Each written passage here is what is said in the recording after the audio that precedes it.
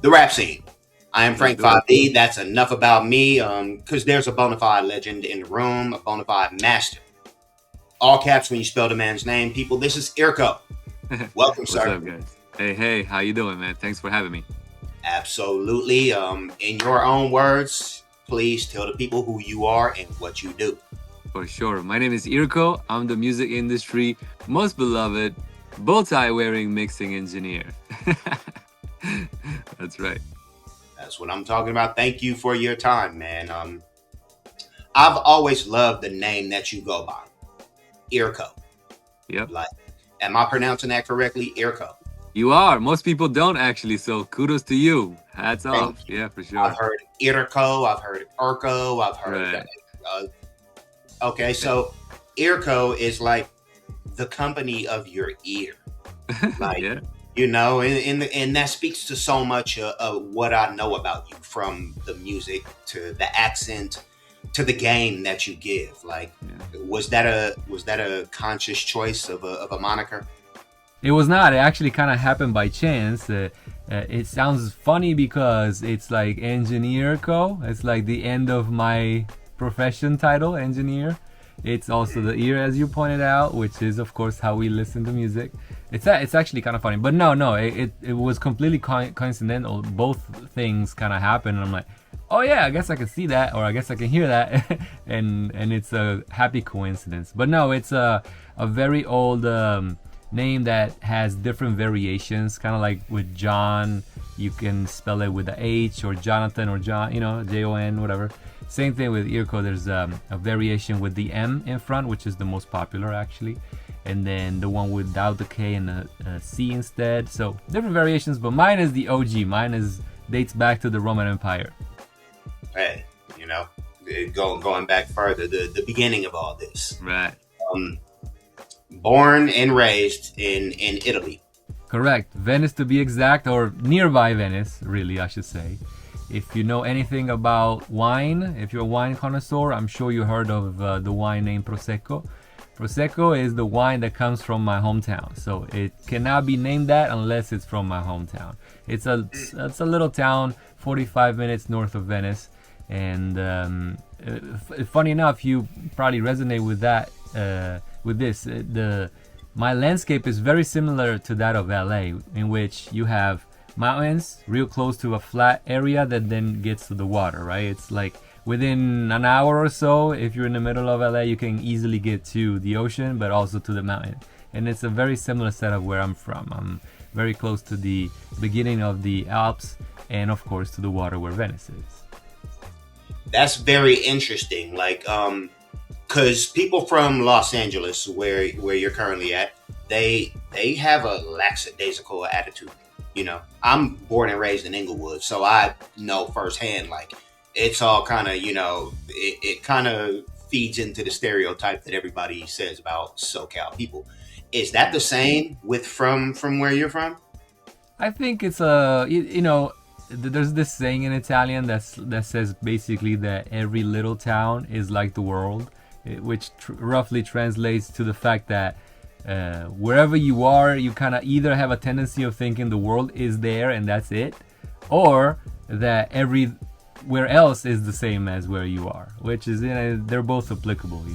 I even myself, I'm in LA, and being that this place is so big, sometimes I don't even really remember or realize that I'm like, oh wait, this is where the movies are made, this is where these celebrities live, and all of this, right? So there's a tendency of getting complacent with places and things. Though I gotta say, I lived in different parts of the world and different parts of the states too, and the one thing that I can tell about LA is that there's a lot more of dedication and a love, and representing this place when you live here. So of course I wear my Dodgers hat. Hey, yeah, I got you of them hanging up right there, most definitely. Yes, and yeah, there are certain centers of the world, Yeah. as so to say. LA is definitely one of them. We have the New Yorks, we have the Berlins. We have all these places around. So yeah, Italians do it better. Well, yeah, I love that saying, of course. And I tell my wife that all the time, especially when we disagree on design things. You all do, yes. I'm familiar with the term. So yeah, but sent to the UK around 11, 12 to learn. I don't know who's English. Some people say the king's English, but you really got a grasp on the language from hip hop. Yeah, Tell yeah, yeah, absolutely, absolutely. So, yeah, My father is a very worldly man. He's traveled a lot, and one of the things that I think he set up to shape my life in very early was the worldwide appeal, like the globe trotter, if you will. Like the awareness of where I'm from is where I'm from. Sure, I represent it all day, no problem. But the world is a very big place. There's a lot of different cultures and shades and musics and tastes for food and all of that. And so one of the first things that he set out for me to do was to learn English as soon as possible. So yes, I think it was age 11 or 10 that he sent me for a couple of weeks by myself to London. And at the time, I did not speak English at all. Like I was barely chewing 3 words. But that was such a great moment because it was the equivalent of grabbing a kid and throwing it or her in the pool. They're gonna freaking figure it out, right? And that's exactly what happened. And so just learning to communicate in a different language, or at least starting to crawl around that language at that age, was fantastic. But then yes, fast forward a few years, now I'm in my teens, and I always say that guys like Corrupt and Havoc from Mobb Deep and Busta Rhymes, all of those guys taught me English, which is really funny, right? the colloquialisms, should I say, come with the territory, most definitely. Um, can you teach me a phrase in Italian? oh my God. I'm trying to think what's a good one. You know what? Before a phrase, I'm gonna teach you one. The simplest word. It's this: bo, boh, and that is like a very typical thing that I don't even know if you might find it on the dictionary, but it basically expresses the I don't know. It's the equivalent of that Americans would say. Bo. Mm, It's the I don't know. BOH. Bo. Bo. Okay. So put it in a sentence. Yeah, like you would be like, what do you think this producer was trying to do with having two 808s competing in the same space? And the answer would be, oh, I don't know. It very properly translates to, I don't know. right? Uh, all right. I've heard you talk about seeing Run DMC in Munich, and how you mentioned that it made you realize that hip hop was this global force. Oh my Sort of, God. sort of what your dad told you about being worldly. Yeah, How, absolutely. how, did, how did that feel? Yeah. Munich had an interesting impact in my very early days because I spent about a year there when I was, I want to say maybe 12, 13, something like that. Again, you can kind of see the trend of my dad sending me to the UK first and then to Germany. So what did I see in Munich? BMW, obviously. My big passion for car kind of started there. I actually went to the factory and visited the museum and stuff like that.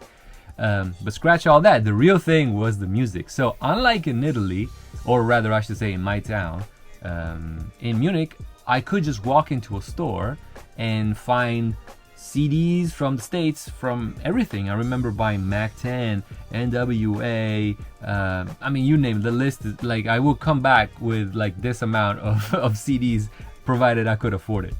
And so yeah, so the music, the American music influence in Munich or in Germany was dramatically more present than in Italy at the time. And so that was like such a interesting and yes, international kind of situation, because I'm in between these people that speak German that more or less look like me, but they're vibing out to all this hip hop stuff coming from across the ocean. So what's the story with that? And yes, in one of the summers, I think it was like in August or something, they had this big musical festival or collection of concerts or something like that in what used to be the Olympic Park, I want to say, back in the 70s, 80s, whenever they did it over there. Yeah, freaking Run DMC came to perform, and I, like, if they went on say at 7 p.m. whatever, I was probably there at 1 p.m. to take in everything, the preparation of the show, the opening acts, the DJ sets, the b-boy battles, everything, man. That was like my stuff, man. I loved it. Beautiful. My stuff too, Irko. Yeah. Most definitely. And that's very interesting because I think people stateside have a good understanding of how Germany has always embraced hip hop. Mm-hmm. And you just said how at that time Italy didn't have the same representation. What is the hip hop scene like in Italy now? Yeah, that's true. So back in my days, my school days, I can tell you another thing. In my entire school run, so from being like 10 whatever to maybe 20 or so, I did not have basically nothing but Italians in my class, in my school, whatever. So there was no mixed cultures, kind of like how you have here. Whatever school you go to, you will see all kinds of shades of people and everything, right? Not when and where I grew up. Now, fast forward even only 10 years, my brother's 10 years younger than me. He had people from everywhere. Well, maybe not from everywhere, but he had Asian people, African people, like, you know, a mix of colors and hues in his class. In fact, his best friend is black. So me growing up, there was no diversity, and that totally reflected in the music that you would hear on the radio. In Italy, growing up, basically I would only hear pop stuff from Italy, and at best any American thing that would come through would be the uber top charters, like the Madonnas, the Michael Jacksons, not even Prince, to give you it was really like the top 2 or top 3, if that's what will be played there. Now fast forward 10, 20, 30 years, nowadays I'm pretty much detached because, you know, I've been here for 20 years now, so I don't really live the day-to-day in Italy, but every time I go back to visit, it's definitely very, very different. So first of all, the ratio of music genres and acts and style of music that you will have here in the States, it's basically the same in Italy, although it's at a very, very small ratio, like in a small matter, right? So like the biggest, we do have our Drake, we do have our Ye, we do have our Kendricks and stuff like that, right? But of course they're way, way smaller in their influence because, you know, our market is half that of California alone. So obviously the US market, which by the way exports everywhere in the world, is dramatically bigger, you know? But other than that, they have their boom bap, they have their trap stuff, they have their pop stuff, whatever. I gotta say, not to throw shade, but there's a lot of mimicking that happens, you know, so whatever is the hot new trend in the States, it will be copied over there. Don't love that, but you know. Well, that's no shade because people from here, people from every major region in the stateside do the same exact thing. So, you know, let's not cast any shade on any artists from anywhere else adopting the sound that they hear and, you know, trying to make it their own. Yep. Mimicking or not, we need inspiration from somewhere. Right. That's dope. And I'd really love to visit one day and actually, you know, kind of experience the scene that's going on there. But yeah, shout out to that. And thank you for breaking that down.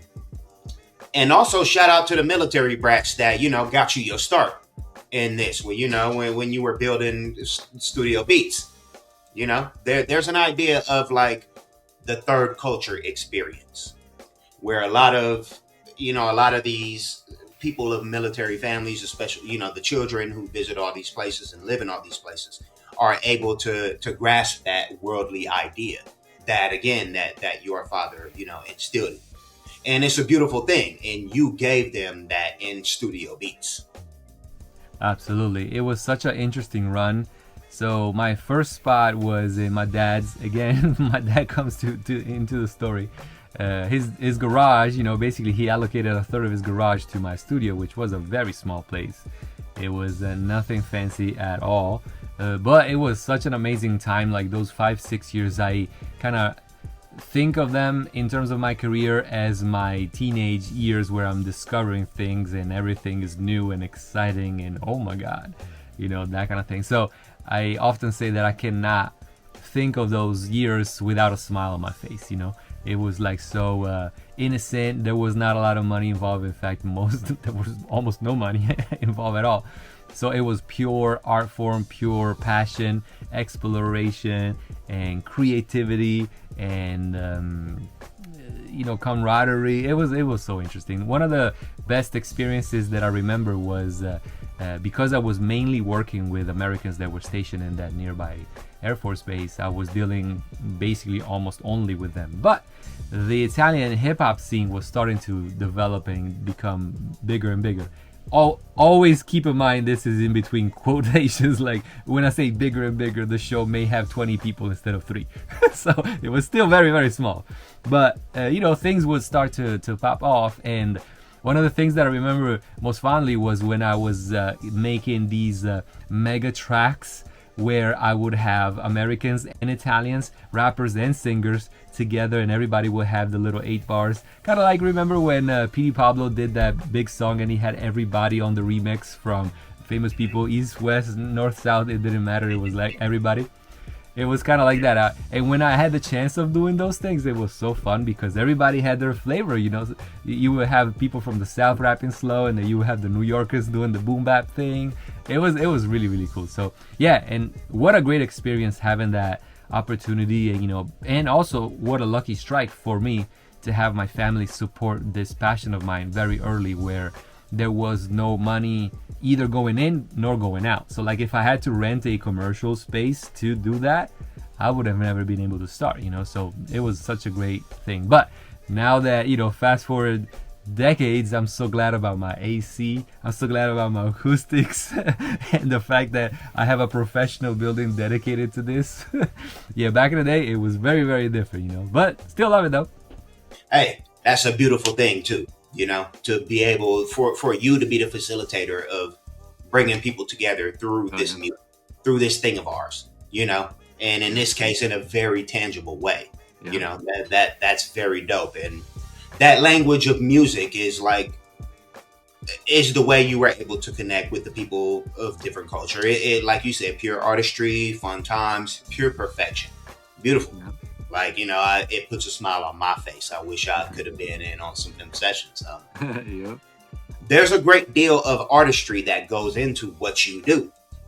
Have you ever wanted to pursue being a recording artist? No, I don't belong in front of the microphone. I belong behind it to handle things. Now, that does not mean I haven't occasionally drop a little beatbox or a little sound or something in something. That's easy. But that's not my artistry. That's not my calling. My calling, funny enough, has always been in the audio. So although in the beginning I did produce beats, I was because in a small market you have to really provide everything. In other words, guy comes in with an idea, maybe walks away with a full album done. Right? I had to do that at the time. But I was the most excited and enthused about getting to work on the phase that belonged to the mixing. Not even the recording was fine too, of course, but really when it was like, okay, now it's my time, I'll be like, salivating on like, okay, I can't wait to do this and that on the kick drum, try this on the bass, try this, blah blah blah blah blah. So that's always been my calling. In fact, I remember when being a young kid, just being fascinated with going to mess around with the EQ settings of any new stereo that I could put my hands on, So making beats, yes, here and there, but engineering, being really the supported system for the talent has always been my thing. What do you think your music would sound like if you were to make, your own music? I am very I like my stuff to be unique. So like if you look at my car collection, people will be like, oh yeah, he made a little money, he's gonna go and buy the Ferrari. Yeah, no, I'm making something from scratch kind of deal, So if I would probably apply the same kind of take and ways to do my music too, it will probably be something that, something that sounds very unique. Maybe not for the masses, but definitely unique and fitting to me. I mean, see, look, I'm wearing a wooden bow tie. Like that tells you already. I like unique stuff. Hey man, you got me jumping back and forth through, what I actually want to ask you. How many bow ties do you own? Woo! Man, it's a problem. I have over 400 now. I know. I don't think I own 400 of anything. I know, man. I know it's a problem. Yeah, and they are from everywhere in the world, quite literally, from Russia to South America to Asia to Africa. They're everywhere, and all kinds of materials, from wood to fabric, from concrete to fish leather with the scales. Fish leather with the scales. Yeah, man, with the scales. Parts of the studio, like you see these diffusers right here. I have part of the demos of those that my buddy Tyler made into a bow tie that's tied together with a metal thread. It's like, dude, it's crazy. I got ceramic, glass, those that light up, those that move, those that have screens in them, the programmable ones. Like it's a problem.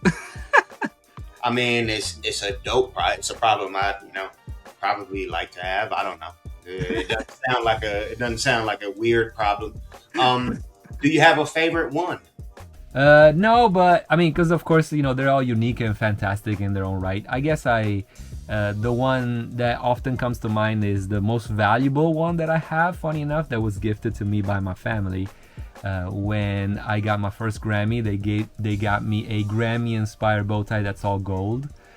So when I saw that too, I was like, what are you guys doing? Like, this is like a jewel. And I don't wear nothing, no earrings, no rings, nothing. I don't even wear my wedding ring, but they did that, and that was amazing. Of course, I wore it to the Grammys on the red carpet. Well, congratulations, man. Shout out to you, and that's dope. You got a story about when you started to wear bow ties at Rockefeller? Yeah. Well, yeah, at Bad Boy, actually, yes. So what happened is, at the time, I was kind of transitioning from wearing regular clothes, like more or less street clothes for the most part, to having like what eventually ended up being this suit, right, that I wear all the time, the button up with the bow tie, jeans and Converse. And the transitional phase was that I was wearing Air Force Ones, somewhat baggy jeans-ish, but the top was all professional, therefore I was rocking a regular tie. But at the same time, I was also starting my YouTube. This is 15-20 years ago, and I wanted to film myself strapping my GoPro on my chest while I was working on the big console at Bad Boy's studio. This is the room in which Biggie recorded, and all of that historical artifacts of hip-hop have been produced. And just being in front of this console, where I know that at some point Biggie was just breathing, touching a button or something, that was amazing to me. So I needed to capture that moment. So of course I wanted to strap my GoPro on my chest, but I couldn't if I was wearing the regular tie. So I was like, well, let me try a bow tie for this day. And so I did that, and on the way to the studio, I got complimented by 3 ladies in different age ranges and stuff, and I was like, oh, wait a minute, so the ladies like the bow ties. Noted. And then things got out of hand, I guess. That's tight. Love it. And you bow ties are sweet. The bow ties are definitely dope. I wish I could go anywhere that required a bow tie, or just had the boldness to just wear them everywhere like you do. Shout out to those who know. You mentioned all different types of bow ties, from wooden to glass to LED to classic. It makes me want to ask you, what's your favorite medium of music? I'm partial to vinyl. What's your favorite to listen to? I've lived and experienced all of them, from the first tapes that I think my first 2 tapes were Snoop's Doggy Style and the Friday the Soundtrack. That was the first actual tape bought from the store, and then obviously infinite mixtapes that I made out of those. And the next thing would have been CDs. First CD was The Coming, Busta Rhymes' first album. So that's where I started. Then starting DJing, of course I had to explore the whole vinyl situation, right? This is back then when you needed to have the actual crates with the vinyl and carrying shits around. They're super heavy. And yeah, I learned how to mix on 2 copies of Outkast. You need to get out and get something. I forgot the title of that song. Maybe Get Something, whatever that song is. So that was my first vinyl, which at the time was already vintage, by the way, because this is like top of 2000s, and that was like an older record. But I was able to maybe borrow it or steal it, or somebody had gifted me 2 copies so that I could jump back and forth left from left to right, right? Nowadays I'm all Apple Music, so super easy. I don't have to carry anything around. I do have a record player in my house, but I'm not gonna lie to you, I use it just to check the masters before going to print. So basically, before we go to print for any of the albums that I mix, they usually send me the first copy just to test to make sure everything is okay before they go to the print. So I use that to hear it. So it's not even like a high quality anything, it's just like a little setup. So my preference today is Apple Music. I carry my phone everywhere, and even in my cars it connects right away, so I have basically my entire library wherever I go, whether if I'm listening to it at home or in my cars or here in the studio. So I'm Apple Music. Everything I listen to is digital pretty much, but my favorite is to spin that record. I have maybe 900 to 1200 records, individual records, from singles to albums, EPs, everything, from all kinds of different genres of music. And I just love the crackling of it. I love the actual process of taking it out, checking, for any scratches, putting it on, I love it. There's something about the vinyl, the experience of selecting it, taking it out, opening that huge artwork. Back in the day, my immediate thing was to go and see the credits. Where was this recorded? Who did that part? Who did this? Who did that? And vinyl is perfect for that because of just the real estate of having a foot square of paper to be filled up with all kinds of info. Not to mention the booklet inside and all of that stuff if they have it, right? All the liner notes, absolutely. So yeah, dope. Thank you. Beyond hip hop, what non-hip hop music is in your rotation? I like instrumental stuff a lot. So even this morning, I had my banana for breakfast, listening to the classical app, like the spin-off from Apple Music, the app. There's a classical version of it, and they have an AM classicals relaxing playlist that gets updated very often. So that was this morning, but I listen to just about anything. When I'm around in my 60s cars, I like to listen to oldies, of course, very smooth and very analog in form. So I have a lot of playlists for that. And then when I drive my 80s car, I got my 80s playlist for sure. And a lot of reggae too. I have an enormous playlist that I put together with dub stuff, so also more or less instrumental. And very, very long. I think I have like 150 or maybe 200 songs on there. So that's usually my go-to for dinner-like settings or things like that, And then here in the studio, when I have meetings, I like to play the, just like very calm, soft, almost spa-like kind of soundtrack, like, very relaxing. Because this room is basically completely quiet, like completely silent. So having complete silence when having conversations sometimes may get a little not that comfortable. So I like to have very, very smooth stuff just to kind of permeate the atmosphere. And then when we go to work, we are blasting music real loud, Tight. Music is, is driven by feeling a lot, whether you make it or listen to it, on both sides of the coin. Pretty dope. I'm a yacht rock guy. Hey, me too. I love yacht rock. Most definitely. All that easy listening. I can drive across the country. Yeah. Okay. Mauricio. Yep. Government name. Has a meaning in Italian. I don't believe so. I think it's just a name. I think. Yeah. Yeah. Okay. It could. I could. My notes. Nobody's always right. Yeah. Oh, there might be a reason. I just don't. I'm not aware of it. There might be a meaning. I don't know. Okay. Well, what I'm getting at is the discussion has kind of died down in the last couple years in recent times. But I've heard you call yourself a guest of hip hop, like not in hip hop, but of hip hop. Why do you feel like a guest? I want to be very respectful of the people that made this happen, and of course I'm pretty integral, and especially because working with so many artists that are pillars of this genre, right? But I don't feel like it's my place to say I'm in it. Like, yes, of course, it's been permeating every minute of my life for 3 decades, obviously, sure. But I also want to be very respectful because most people that are associated with this genre don't look like me. They don't have blue eyes. They're not Italian. So I want to be very respectful of that. Mm-hmm. And I respect that feeling about it, and as well as not agreeing. You are hip hop.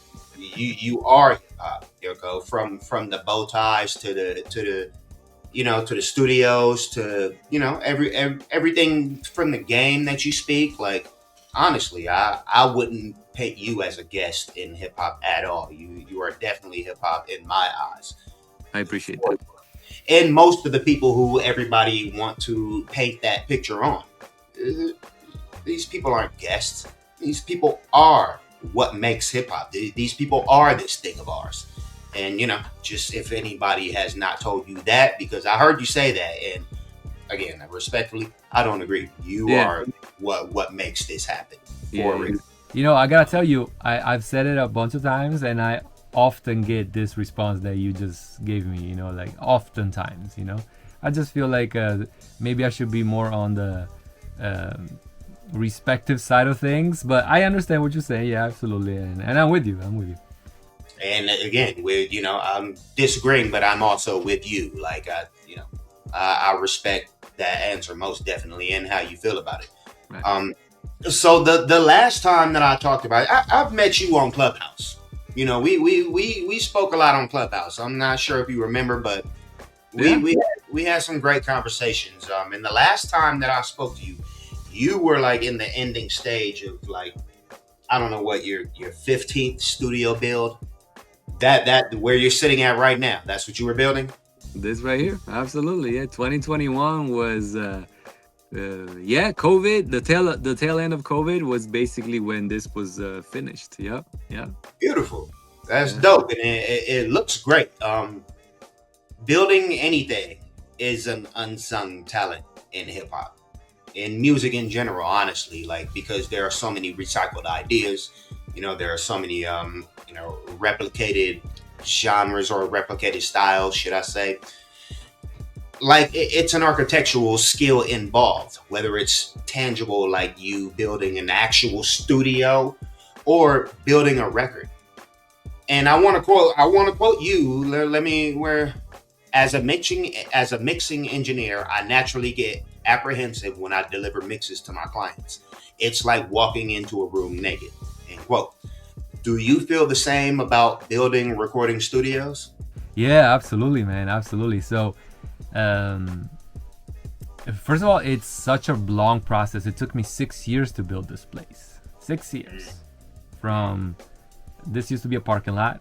It was literally a slab of concrete, and that's it. I had my cars on it, and that's it.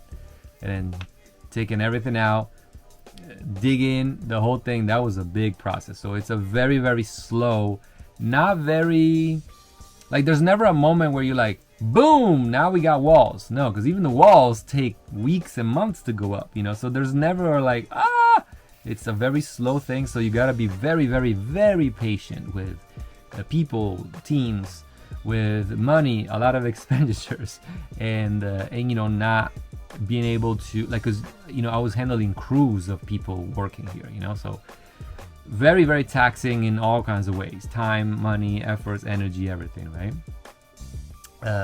The joy, though, is very much delayed because it happens way later, right? Just like on records, when you first sit down and you drop the skeleton of the beat on the MPC, between there and having the song on the radio, or people singing the song at a club or at a concert, right?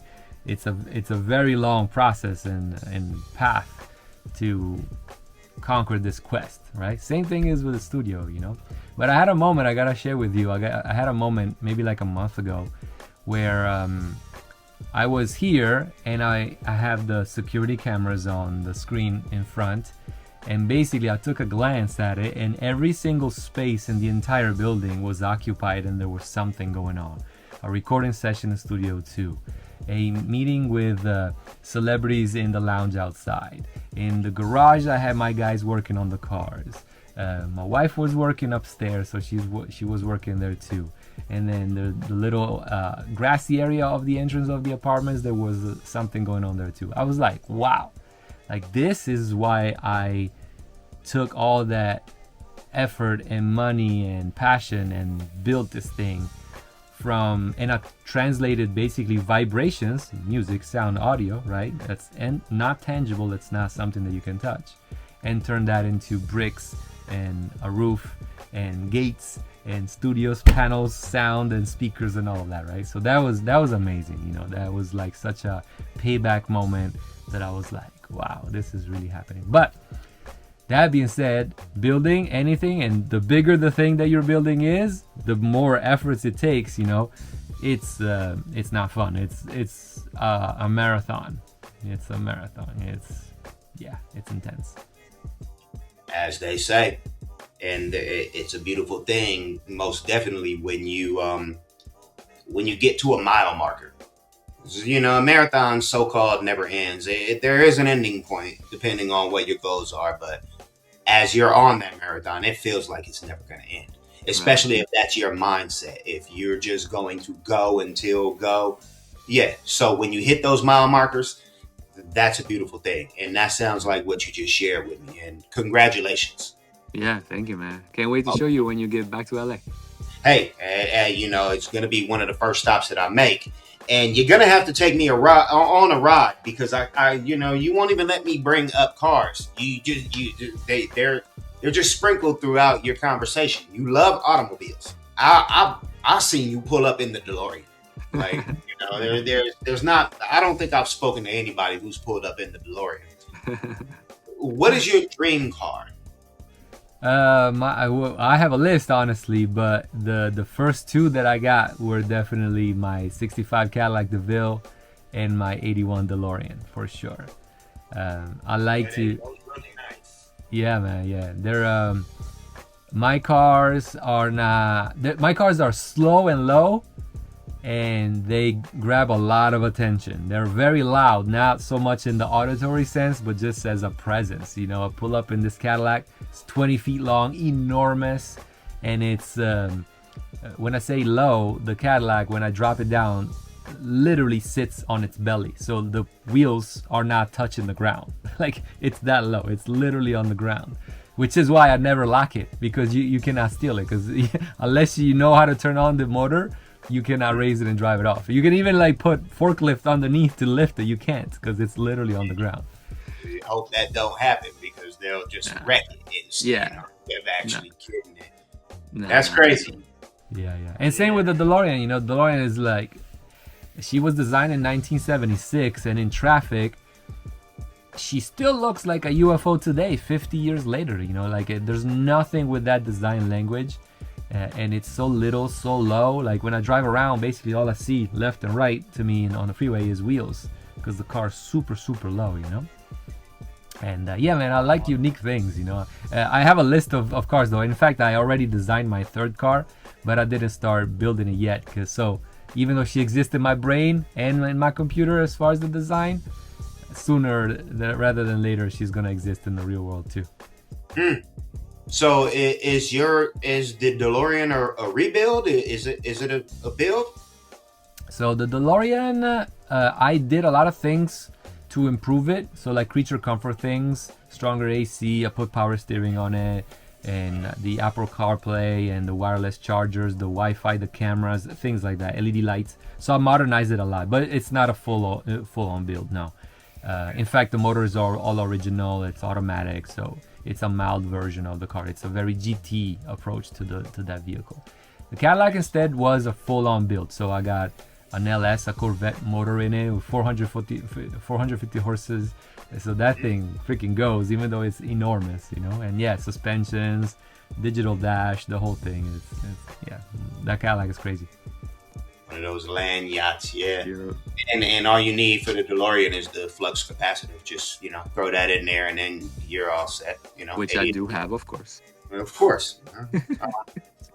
Tight. You know, I have a 71 Datsun. Hey. Yeah, it's a 270. And it was restored maybe 20 years ago. As far as all the outside of it and the inside, but the engine wasn't completed. It has a straight six. This is probably the limit of my knowledge of cars, but yeah, and I haven't even looked at it in about 7 years. I don't know. It's just sitting out there. I really could do something with it. Tight. And I love it, and I like the model that you have of the Cadillac. Yeah. Oh, man. For sure, man. It's all custom. And there's always themes in my cars, right? So the Cadillac specifically, the theme is my mom. So I replaced any Cadillac badge with her family crest logo. So now front and back does not say Cadillac. There's actually her family crest. And so when she saw it for the first time, she was wilding out. You know, the whole thing is it's like, it's more than just four wheels. You know, to me, cars are sculptures that happen to be drivable, and also the community that goes with that. You know, like I belong to many car clubs and stuff based on the brands or just friendship and personal connections, and it's like families. You know, so it's such a community that I really enjoy being part of. Tight. Excellent. I would love to see moms rolling down the street in that Cadillac. Just like, oh, okay, here we go, mom. Yeah. Let's tight. Again, a lot of the clubhouse conversations we had, a few of them I mentioned to you, or I asked you, when are you going to start a music academy? Has that begun yet, or are you in the works? A music academy? Mm-hmm. Oh man, no, I didn't start that yet. I do give back to the music community in teaching at events. So I do this line of events called Speakeasy Workshop, where I do either in person here, or I go to schools, or I put together events. And I've done a number of those. I want to say maybe 40 or 50 all over the world in the years. And but yeah, so an academy, that's difficult, man. That's a tall order. But out of these workshops, I've also fostered a lot of connections and relationships with people that gravitate around the studio, meaning use both studios and or work for me. So, you know, it's a very good way to go out there and fish for talent. So yeah, but no, a full academy, no, man, no, I didn't do that. Well, you know, and there's never a late time to start. correct. As they say. Well, you know, I used to ask you that because, well, I only asked you a couple times. This is probably my fourth or fifth time.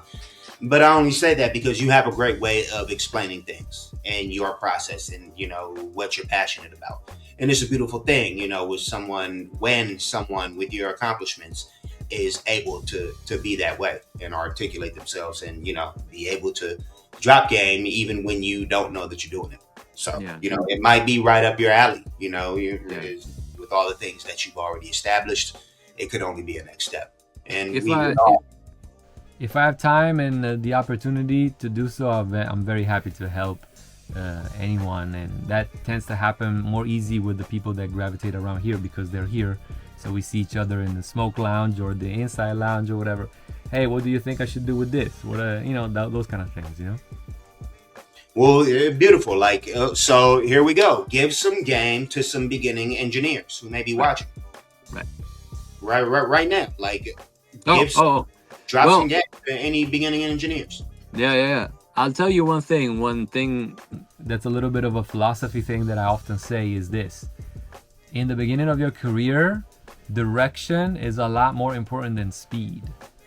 Now, granted, the kid starting wants to get to the biggest record that they've ever done as soon as possible. I understand that. I was that. I am that. I understand that. Great. However, in the beginning, the direction determines the outcome so much more, because in the beginning you're not gonna have the big paying clients, the big records on the radio and then on the charts, right? But the more you get close to that point, the better it is. And truth be told, if it happens like that, going up that fast, you usually also go down that fast. So you don't want to be a one-hit wonder, even when it comes to engineering, right? You want a slow burn, a slow growth on your career so that it gets to that point, and then when you do get to that point, it's smooth sailing instead of just the like the highs and lows, which will happen, obviously. But so that's one gem that I would drop. And another one that I would say that has worked for me. I don't know if it would work for anyone else, but in the beginning, I have done so much work for free or damn near free. And in doing so, I was able to put together a portfolio of clientele and or a resume that I could show to the next person to say, hey, I have done this. You might resonate with what I have done, so here it is. They don't need to know that I did that for free 2 years ago, you know what I mean? But it's still part of my portfolio, and that worked out. Now, I understand that might not be for everybody, but in the beginning, because money brings money, work brings work, you need to get into that work brings work kind of thing, right? And then things will happen and the money will come, of course, and we all need it, but sometimes the little extra money that you may able to squeeze in the beginning, it's not life-changing money, but that favor that somebody may owe you because you hooked them up with a free mix in 2002, that could blossom into millions of dollars later down the line, 10 years later, So that's what I would approach. That's how I would approach a growing career. But what do I know? That's a good approach. No, you know a lot. You definitely know more than the average up and comer. I took the same approach myself. There you go. Let me not say that I short sold myself by taking low rates. It was just there was nothing that I could really prove. I was just happy to get paid for what I did, as far as my photography and videography work. And it was a beautiful thing to just be able to do the work in the beginning that someone, felt that strongly about what I was doing to add me to their vision. Beautiful thing. And then you give me a few dollars on top, however many dollars it might have been at that time. Beautiful thing. I co-signed that advice straight up and down. How does an we want to try and wrap this up. How does an up and coming artist get themselves the employee of an Irko to lend his expertise to their project? Yeah. So the more the music business becomes this standardized thing that anyone can have their song on DSP today, right? That means there's a lot more people. There's no more gatekeeping activity from the big corporations or the label, the managers, whatever, right? So there's a lot more music to be made, which means there's a lot more opportunities for a lot of people to do stuff. Back in the day, in the 90s and the early 2000s, the Mount Olympus of mixing engineers had really like 4 or 5 people living there, and that was it. Nowadays, those 4 or 5 people are maybe like 10 or maybe 15 at the very top, but there's also hundreds at the middle ground. So that's where you want to aim, right? Like sharpen your tools, do as much work as possible, and it doesn't really matter if you have credits or not. I'll tell you one story. At one of my speakeasy workshops that I was telling you about, one of the sections that I had predetermined for the attendance was for them to play me their mix in the studio, and I will critique the mix and help them with my opinion on what could be improved on it. Well, this guy played me his stuff, and I had a really hard time finding things that were not okay. So I was like, oh wow, impressed. So obviously at the end of the workshop, we all are hanging out outside, and I take the guy to the side. I'm like, give me your number. You now work for me. That's how you do it. Interesting. So, I mean, a lot of people are not, a lot of artists are not in that position to be in those workshops.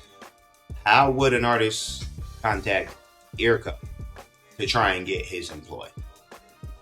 So if it's a matter of having me mix their record, that's very simple. Go to the website. My guys do the intake. Super easy.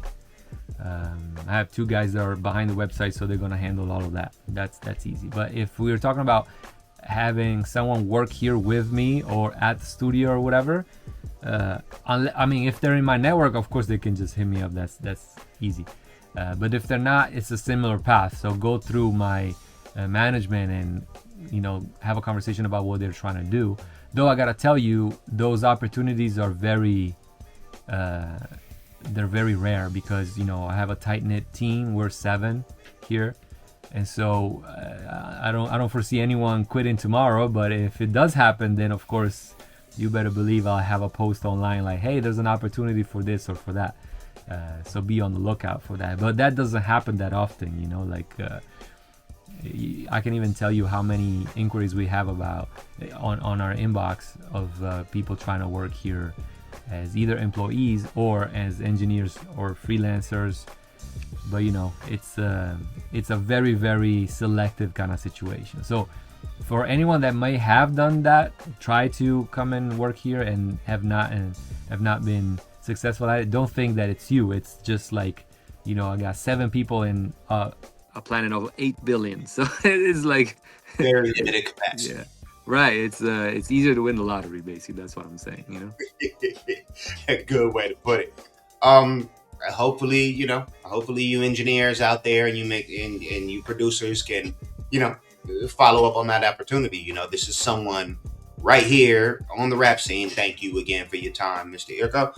That you can try and tap into, or at least follow and get advice from, because he drops gems all the time about these type of things that we've been speaking about over this past hour.